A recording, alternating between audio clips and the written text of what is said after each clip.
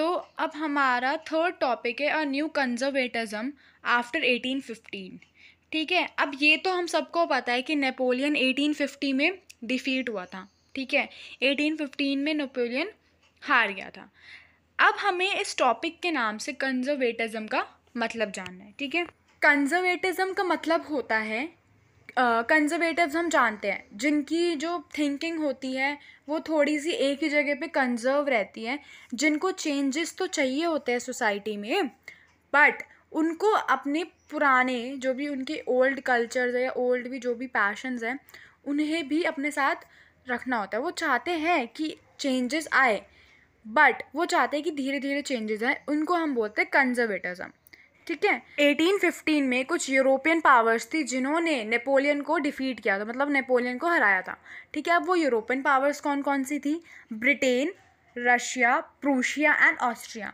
इन 4 countries ने Napoleon को हराया था। उसके बाद एट वियना एक जगह है जहाँ पर एक कॉन्ट्रैक्ट साइन हुआ। ठीक है, यूरोप को लेकर, रिलेटेड टू यूरोप। ठीक है, अब the Congress was hosted by the Austrian chancellor Duke Metternich.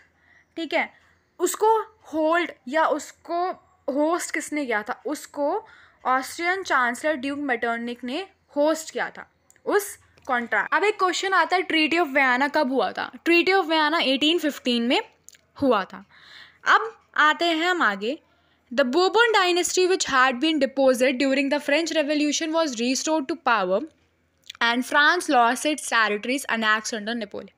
Of course, Napoleon ने फ्रांस की कुछ टेरिटरीज को अपने अंदर रूलिंग में ले रखा था। ठीक है, a series of states were set up and boundaries of France too. अब देखो, जो ये कॉन्ट्रैक्ट बन रहा था, जो ये सेटलमेंट हो रही थी, ठीक है, इसमें कुछ चीज़ों को इंक्लूड किया गया।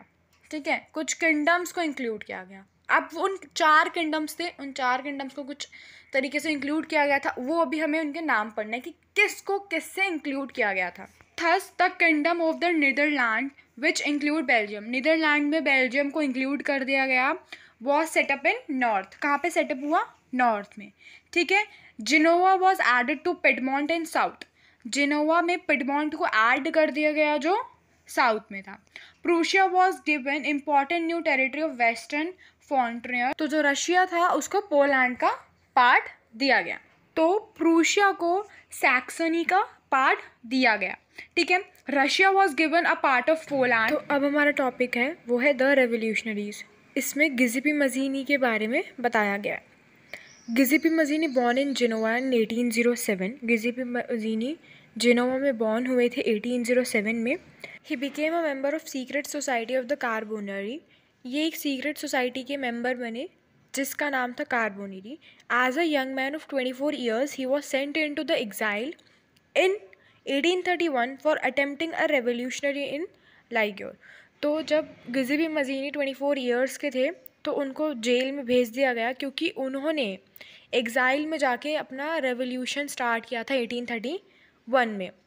गिज़िपी मज़ीन ने वहाँ पे जाके 2 अंडरग्राउंड सोसाइटीज़ बनाई, जिसमें पहली सोसाइटी का नाम था Young Italy in Marseilles and दूसरी सोसाइटी का नाम था Young Europe in Berne. Giuseppe Mazzini ने एक लाइन बोली थी, जो लाइन थी, Mazzini believe that God had intended all the nations to be the natural units of mankind. इसमें एक और लाइन मेटरनिक ने भी बोली थी।